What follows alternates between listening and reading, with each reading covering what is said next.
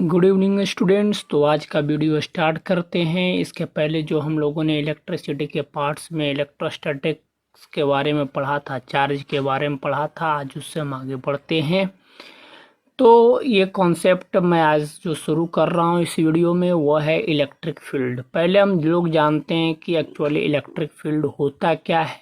Electric field से समझने के पहले किस किस पॉइंट्स को जानना बेहद ज़रूरी है। तो इलेक्ट्रिक फील्ड मतलब होता है, फील्ड मीन्स स्पेस और electric is related to charge as we have studied in previous video कि इलेक्ट्रिक मीन्स चार्ज से रिलेटेड, मतलब कि चार्ज इलेक्ट्रिक फील्ड कह सकते हैं कि अगर कहीं पर आप एक चार्ज को प्लेस्ड कर दो, वो चार्ज अपने अराउंड जितना दूर तक फोर्स एक्सपीरियंस्ड करता है, फोर्स एग्जर्ट्स करता है, उसी को हम लोग बोलते हैं इलेक्ट्रिक फील्ड। मतलब कि किसी भी चार्ज के अराउंड वह स्पेस जहाँ तक वो चार्ज अपना फोर्स एक्सपीरियंस्ड करता है, वो चार्ज अपना फोर्स एग्जर्ट्स करता है, उस स्पेस को ही हम लोग बोलते हैं इलेक्ट्रिक फील्ड। अब इलेक्ट्रिक फील्ड के स्ट्रेंथ को बताने के लिए हम लोगों को दो तरह के फिजिकल क्वांटिटीज़ को पढ़ना जरूरी है। मतलब कि फील्ड स्ट्रेंथ को जानने से पहले हम लोगों को जानना पड़ेगा कि एक्चुअली इलेक्ट्रिक फील्ड इंटेंसिटी क्या है और सेकंड वन इलेक्ट्रिक पोटेंशियल क्या है। तो हम लोग जानते हैं कि इलेक्ट्रिक फील्ड इंटेंसिटी क्या होता है, इसके बारे में जानेंगे। लेकिन इसके पहले हम लोग जानते हैं कि आखिर इलेक्ट्रिक फील्ड के स्ट्रेंथ का मतलब क्या होता है। तो हमने पहले भी जिक्र किया है कि इलेक्ट्रिक फील्ड के स्ट्रेंथ का मतलब होता है कि कोई भी चार्ज जितना अमाउंट ऑफ फोर्स एग्जर्ट्स करता है, मतलब amount of extent of force which it can exert on another charge, मतलब दूसरे चार्ज पर जितना अमाउंट ऑफ फोर्स ये एग्जर्ट्स करता है उसी को हम लोग स्ट्रेंथ ऑफ इलेक्ट्रिक फील्ड बोलेंगे। अब हम लोग डिफाइन करते हैं इलेक्ट्रिक फील्ड इंटेंसिटी को। तो इलेक्ट्रिक फील्ड इंटेंसिटी क्या होता है? तो electric force experienced by a test charge divided by the test charge. मतलब कि कोई भी टेस्ट चार्ज, और टेस्ट चार्ज का मतलब जानते हो, do you know about test charge?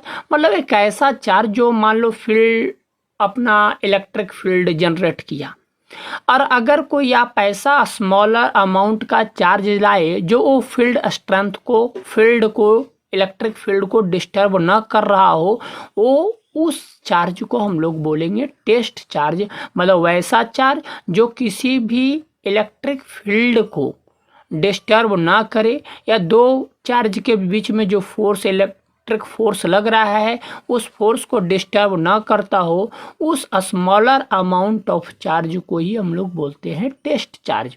तो ये टेस्ट चार्ज डिफाइन कैसे किया जाता है उसको हम लोग पढ़ेंगे, लेकिन फिर से इलेक्ट्रिक फील्ड इंटेंसिटी को जानते हैं।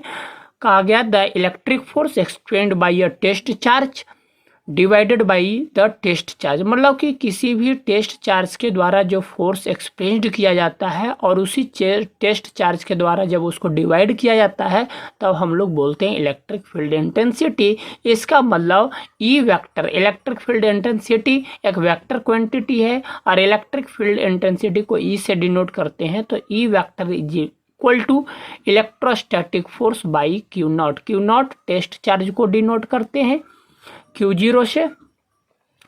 तो चेयर, अब हम लोग टेस्ट चार्ज को डिफाइन करते हैं कि एक्चुअली टेस्ट चार्ज होता क्या है। A particle whose charge is so small that if it can't change the electric field due to other charge distributions appreciably, मतलब किसी भी दूसरे चार्ज के इलेक्ट्रिक फील्ड को जो चार्ज डिस्टर्ब ना करता हो उसी को हम लोग बोलेंगे टेस्ट चार्ज। और ऐसा तब पॉसिबल है जब उस चार्ज का अमाउंट काफ़ी स्मॉल होगा तब। ये टेस्ट चार्ज मतलब एक स्मॉल अमाउंट ऑफ चार्ज है, एक स्मॉल स्ट्रेंथ का जो चार्ज है जो दूसरे इलेक्ट्रिक फील्ड को डिस्टर्ब न करता हो, उसी को हम लोग बोलेंगे टेस्ट चार्ज। ओके। और ये इलेक्ट्रिक फील्ड इंटेंसिटी जैसा हमने पहले बताया कि एक वेक्टर क्वांटिटी है। ये कैसा क्वांटिटी है? वेक्टर क्वांटिटी है। अब जानते हैं कि electric field intensity due to a point charge क्या होता है। तो एक पॉइंट P है, P से R डिस्टेंस पर एक चार्ज Q रखा हुआ है A पॉइंट पे। P और A दो पॉइंट है, A पर एक Q चार्ज रखा हुआ है जो P से R डिस्टेंस पे है। जब हम लोग निकालते हैं तो वो जो Q है वो अपना फील्ड बनाएगा, इलेक्ट्रिक फील्ड बनाएगा। तो इलेक्ट्रिक फील्ड जो बनाएगा तो हम लोग निकालेंगे कि उस चार्ज का electric field intensity P point पर कितना होगा। ओके, तो इसके लिए हम लोग क्या करते हैं कि हम लोग एक टेस्ट चार्ज एज्यूम करते हैं। सपोज करते हैं कि एक टेस्ट चार्ज Q0 हो और वो भी पॉजिटिव टेस्ट चार्ज का जिक्र करते हैं, और वो भी अपना एक फोर्स एक्सपीरियंस करता हो F due two point charge Q। तो ये F इक्वल टू हम लोग कूलम्ब्स लॉ में भी पढ़े, F equal to K into Q1 into Q2 by R square. तो यहाँ से अकॉर्डिंग टू कूलम्ब्स लॉ अब यहाँ पर दो चार्ज हो गया। एक चार्ज क्या हुआ, A पॉइंट पर है Q चार्ज, और P पॉइंट पे हम लोगों ने एक पॉजिटिव टेस्ट चार्ज लाया Q0।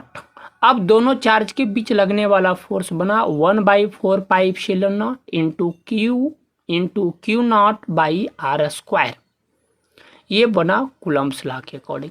अब हम लोग देखते हैं कि ये जो फोर्स लगा दोनों चार्ज के बीच में, तो ये फोर्स का डायरेक्शन किधर होगा।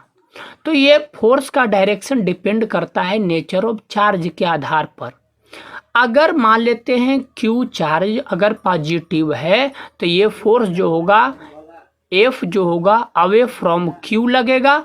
लेकिन अगर ये Q जो है निगेटिव चार्ज है, मैं टेस्ट चार्ज Q0 की बात नहीं कर रहा हूँ, मैं Q चार्ज जो A पॉइंट पर रखा हुआ है, अगर वो Q चार्ज पॉजिटिव नेचर का रहा तो force away from the point A लगेगा, मतलब A से दूर जाएगा। लेकिन अगर Q जो है निगेटिव चार्ज रहेगा तो जो फोर्स F लगेगा वो टुवार्ड्स द पॉइंट A लगेगा, मतलब वो फोर्स Q पे लगेगा, Q की ओर लगेगा। ओके, ये टेस्ट चार्ज के द्वारा जो फोर्स एक्सप्रेस्ड होगा वो टेस्ट चार्ज वो फोर्स की मैं बात कर रहा हूँ। मतलब Q चार्ज के द्वारा जो फोर्स एक्सप्रेस्ड होगा वो किस पे डिपेंड कर रहा है, वो Q के नेचर पर डिपेंड कर रहा है कि अगर Q पॉजिटिव चार्ज रहा तो अवे फ्रॉम द लगेगा, और अगर Q नेगेटिव चार्ज रहा तो वो टुवार्ड्स द Q लगेगा। ओके, कंफ्यूजन हो सकता है यहाँ पे थोड़ा सा, डाउट होगा तो आप कमेंट्स करके पूछ सकते हो। तो electric field intensity at P कितना होगा उसको हम लोग देखेंगे। तो हम लोग इसके पहले पढ़े electric field intensity equal to F by Q0। तो यहाँ पर E equal to F by Q0 पढ़ेंगे तो F का वैल्यू आया 1/4 pi epsilon not into Q0 by R square, और फिर डिवाइडेड बाई Q0। तो Q0 से Q0 कैंसिल हो जाएगा, तो वहाँ से हम लोगों को क्या मिलेगा, फिर E equal to 1/4 pi epsilon not into Q square. Okay, तो ये था। फिर से एक बार थोड़ा सा अगर प्रॉब्लम होगा कि टेस्ट चार्ज के द्वारा, टेस्ट चार्ज एक ऐसा स्मॉलर चार्ज होता है जो किसी भी इलेक्ट्रिक फील्ड को डिस्टर्ब नहीं करता है, उस चार्ज को हम लोग बोलेंगे टेस्ट चार्ज। और यहाँ पर आपने देखा कि A पॉइंट और P पॉइंट पर दो चार्ज है, A पॉइंट पर Q चार्ज और P पॉइंट पर हमने यूनिट टेस्ट चार्ज लिया जो पॉजिटिव नेचर का था। तो टेस्ट चार्ज के द्वारा जो कितना फोर्स एक्सपेंड हुआ उसको देखा, वो टेस्ट चार्ज के द्वारा P पॉइंट पर कितना इलेक्ट्रिक फील्ड इंटेंसिटी बना Q के द्वारा, वो भी हमने देखा। ओके, अब हम लोग पढ़ते हैं दूसरे टॉपिक को जो टॉपिक है वो है इलेक्ट्रिक पोटेंशियल एनर्जी। इसके पहले हम लोगों ने पढ़ा electric field intensity by any charge at a point E equal to 1/4 pi epsilon not into Q by R square. Okay, जो चार्ज इलेक्ट्रिक फील्ड प्रोड्यूस करेगा उसी का इंटेंसिटी निकालेंगे। टेस्ट चार्ज हमने ऐसे रिलेटिव के लिए लिया था, उसका कोई वहाँ पर मतलब नहीं था, सिर्फ उसका स्ट्रेंथ बताने के लिए। अब हम लोग पढ़ रहे हैं इलेक्ट्रिक पोटेंशियल एनर्जी। तो इलेक्ट्रिक पोटेंशियल एनर्जी, कोई भी एनर्जी जो प्रोड्यूस होगा बाय द फोर्स ही हो सकता है, मतलब किसी फोर्स के द्वारा ये जो चेंजिंग आएगा कॉन्फ़िगरेशन में या किसी प्रकार का, तो उससे जनरेट होगा एनर्जी। तो यहाँ हम लोग पढ़ रहे हैं इलेक्ट्रिक पोटेंशियल एनर्जी। तो electric potential energy is caused by the electric force. अब इलेक्ट्रिक फोर्स किस टाइप का फोर्स है? एक कंजर्वेटिव फोर्स है जो पाथ पे डिपेंड नहीं करता है। कंजर्वेटिव फोर्स जो पाथ इंडिपेंडेंट होता है, वैसे फोर्स को बोलते हैं कंजर्वेटिव फोर्स। तो इलेक्ट्रिक फोर्स एक कंजर्वेटिव फोर्स है, इसी फोर्स के द्वारा एनर्जी जनरेट होता है। तो ये इलेक्ट्रिक पोटेंशियल एनर्जी क्या होता है, इसको हम लोग कैसे डिफाइन करते हैं देखेंगे।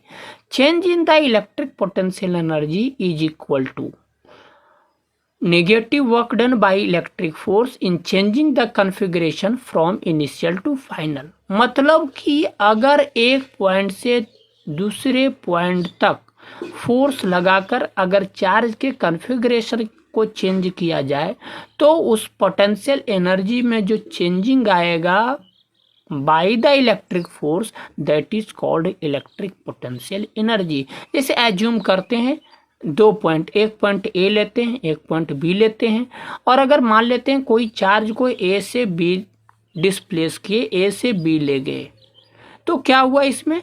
तो ए पर भी उसका कुछ पोटेंशियल एनर्जी होगा, बी पर भी कोई पोटेंशियल एनर्जी होगा। तो ये जो चेंजिंग आएगा ए से बी तक ले जाने में, जो पोटेंशियल एनर्जी में चेंजिंग आएगा, वो क्या होगा? निगेटिव वर्क डन होगा। किसका? From A to B. तो negative work done by electric force in changing the configuration from initial to final. तो डेल्टा यू लिखा है, डेल्टा यू का मतलब change in electric potential energy is equal to negative work done from initial to final. अगर मान लेते हैं दो चार्ज है Q1 और Q2 r डिस्टेंस के सेपरेशन पर रखा हुआ है, तो ये पोटेंशियल एनर्जी कितना होगा? इलेक्ट्रिक पोटेंशियल एनर्जी तो Q1 into Q2 by 4πε0 into r। कैसे देखोगे? मैं एक सीधा सा सिंपल सा एग्जांपल लेकर के आपको बताता हूँ। अगर ये मान लेते हैं Q1 और Q2 r डिस्टेंस पे रखा हुआ है, तो कूलम्ब्स फोर्स क्या लगेगा बच्चों? तो कूलम्ब फोर्स लगेगा F equal to 1/4πε0 into Q1 into Q2 by r square. Work done equal to हमने क्या पढ़ा? 9th में पढ़ा होगा। Work done is equal to work equal to force into displacement. तो फोर्स इंटू डिस्प्लेसमेंट, यहाँ displacement कितना है? आर है, तो एफ इंटू आर होना चाहिए। एफ का वैल्यू है 1/4πε0 into Q1 into Q2 by R square, और इंटू डिस्प्लेसमेंट तो इंटू आर। तो आर से आर स्क्वायर एक आर कैंसिल होगा, तो आपको मिलेगा Q1 into Q2 by 4πε0 into R. तो ये था इलेक्ट्रिक पोटेंशियल एनर्जी। अब हम लोग जानते हैं कि एक्चुअली इलेक्ट्रिक पोटेंशियल होता क्या है। हम लोग जब भी डिफाइन करते हैं तो इलेक्ट्रिक पोटेंशियल को रेफरेंस पॉइंट लेकर के डिफाइन करते हैं। एब्सोल्यूट इलेक्ट्रिक पोटेंशियल डिफाइन नहीं किया जा सकता है। और एक चीज़ और, जब हम लोग रेफरेंस पॉइंट लेते हैं तो ऐसा रेफरेंस पॉइंट लेते हैं जिसका पोटेंशियल का वैल्यू 0 हो। वैसा रेफरेंस पॉइंट जिसके पोटेंशियल का वैल्यू क्या हो? 0 हो, तब हम लोग एब्सोल्यूट पोटेंशियल को डिफाइन कर सकते हैं। लेकिन अगर विदाउट रेफरेंस पॉइंट हम लोग एब्सोल्यूट पोटेंशियल को डिफाइन नहीं कर पाएंगे। ओके, तो एब्सोल्यूट इलेक्ट्रिक पोटेंशियल को डिफाइन करने के लिए रेफरेंस पॉइंट लेना होगा, और वैसा रेफरेंस पॉइंट जिसका पोटेंशियल का वैल्यू क्या हो? 0 हो। तो इसके लिए हम लोग क्या करते हैं? रेफरेंस पॉइंट के तौर पर इन्फिनिटी को लेते हैं, क्योंकि इन्फिनिटी का जो पोटेंशियल का वैल्यू माना गया है वो 0 माना गया है।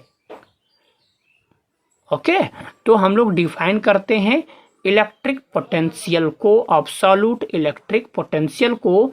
तो the negative work done by electric force in bringing a unit positive charge from infinity to same desired point।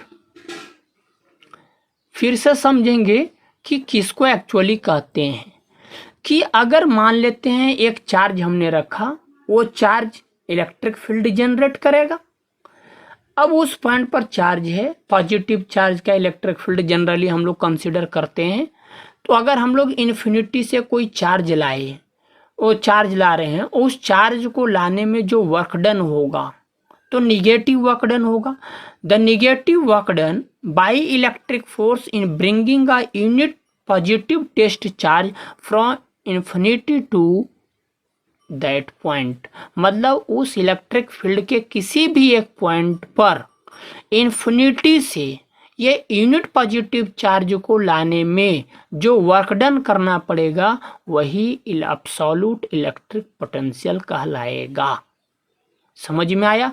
क्योंकि टेस्ट चार्ज इसलिए लेते हैं कि वो इलेक्ट्रिक फील्ड को डिस्टर्ब नहीं करेगा इसलिए, और हम लोग पॉजिटिव इलेक्ट्रिक फील्ड का जिक्र करते हैं और टेस्ट चार्ज भी पॉजिटिव लेते हैं। कोई कहेगा कि अगर नेगेटिव टेस्ट चार्ज लेंगे तो फिर तो आपको वर्क डन नहीं करना पड़ेगा। कारण क्या है कि अगर आपने नेगेटिव लिया तो पॉजिटिव फील्ड उसको ऐसे ही अट्रैक्ट कर लेगा, उसको वर्क डन करने की जरूरत नहीं पड़ेगा।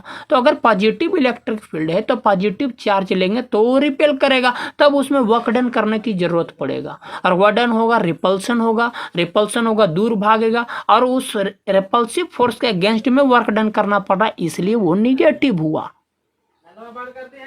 नेगेटिव होने का, वर्क डन नेगेटिव होने का कारण क्या है कि हम लोग यूनिट पॉजिटिव टेस्ट चार्ज लिए, टेस्ट चार्ज भी पॉजिटिव है, इलेक्ट्रिक फील्ड भी पॉजिटिव है, और उस जब चार्ज को लाएंगे तो रिपल्सिव फोर्स लगेगा अगेंस्ट द फील्ड। अब वो उसको लाने में तो उसके अगेंस्ट, फोर्स के अगेंस्ट में जब वर्क डन होता है तो वर्क डन नेगेटिव होता है। तो non negative work done by electric force in bringing a unit positive test charge from infinity to a point in the electric field, that is called absolute electric potential। अब इसको formula में कैसे define करेंगे? तो V equal to minus work done from infinity to desired point by Q naught, क्योंकि V equal to work done by the test charge होना चाहिए, तो V equal to W upon Q naught. तो W का value यहाँ पर हम लोग पोटेंशियल एनर्जी निकाल चुके हैं ना, Q1 इंटू Q2 ऐसे करके। तो कोई भी चार्ज लेंगे तो एक चार्ज मान लेते हैं, इलेक्ट्रिक फील्ड का चार्ज Q है और टेस्ट चार्ज Q नॉट लिए, तो Q into Q naught by 4πε0 into R into Q naught. तो Q नॉट से Q नॉट कैंसिल हो जाएगा, तो V इक्वल टू हमें क्या मिलेगा? Q upon 4πε0 into R। और ऐसे भी अगर हम प्रीवियस टॉपिक को देखें इलेक्ट्रिक पोटेंशियल एनर्जी में, तो V इक्वल टू बन जाएगा U अपॉन Q नॉट, क्योंकि U जो है माइनस वर्क डन ऑलरेडी लिखा हुआ है, U equal to minus work done, तो माइनस वर्क डन की जगह U लिख सकते हैं, तो U बाई Q नॉट। अब इसका जब वो ऐसा यूनिट का जिक्र करते हैं तो वर्क डन का यूनिट तो जूल होता है, जैसे भी जानो किसी भी एनर्जी का ऐसा यूनिट जूल होता है, और क्यू नॉट टेस्ट चार्ज है तो चार्ज का यूनिट कूलम्ब होता है, तो जूल पर कूलम्ब हो गया, जूल पर कूलम्ब को वोल्ट कहा जाता है। तो इसलिए इलेक्ट्रिक पोटेंशियल का ऐसा यूनिट क्या बना? वोल्ट बना। अब ये इलेक्ट्रिक पोटेंशियल जो है एक स्केलर क्वांटिटी है। क्या है? स्केलर क्वांटिटी, मतलब इसका केवल मैग्नीट्यूड होता है, डायरेक्शन नहीं होता है। अब नेक्स्ट टॉपिक का हम लोग बात कर रहे हैं ये पोटेंशियल डिफरेंस। ये बहुत इंपॉर्टेंट टॉपिक है, जब हम लोग इलेक्ट्रिक करंट पढ़ेंगे तो इसमें रिलेटेड प्रॉब्लम होते हैं, इसके ऊपर जानना बेहद ज़रूरी है, क्योंकि इलेक्ट्रिक करंट का ये काउज होता है। तो इलेक्ट्रिक पोटेंशियल डिफरेंस क्या होता है? तो इलेक्ट्रिक पोटेंशियल तो हम लोगों ने पढ़ लिया।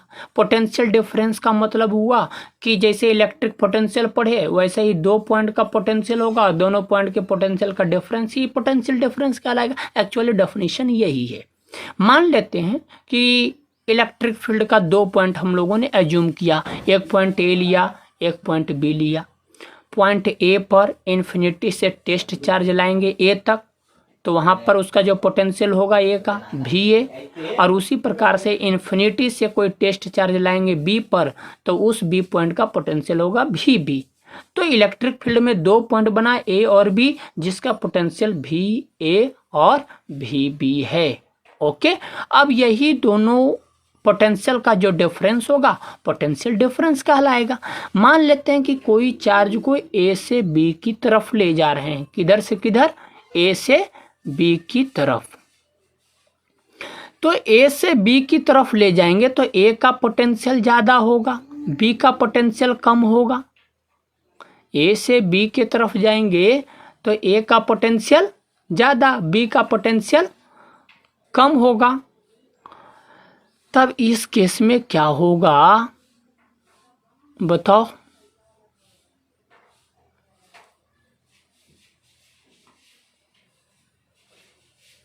वर्क डन क्या होगा, पॉजिटिव कि निगेटिव? ये वर्क डन पॉजिटिव होगा। क्यों? क्योंकि ए का पोटेंशियल ज़्यादा है, बी का पोटेंशियल कम है। तो जो चार्ज मूव करेगा हाई पोटेंशियल से लो पोटेंशियल, तो ए का पोटेंशियल हाई, बी का पोटेंशियल लो है, तो ए से बी तो ऐसे ही चार्ज मूव करेगा, तो ये वर्क डन तो पॉजिटिव होगा। अगर तो क्या करना पड़ेगा हमें, वर्क डन कब करना पड़ेगा, जब चार्ज को बी से ए की तरफ लाना हो। नहीं, वर्क डन हम लोग कब करेंगे, ए से बी तो ऐसे ही आ जाएगा। तो वर्क डन करना तब पड़ेगा जब चार्ज को मूव कराना हो बी टू ए, तब यहाँ पर वर्क डन जो होगा वो निगेटिव होगा।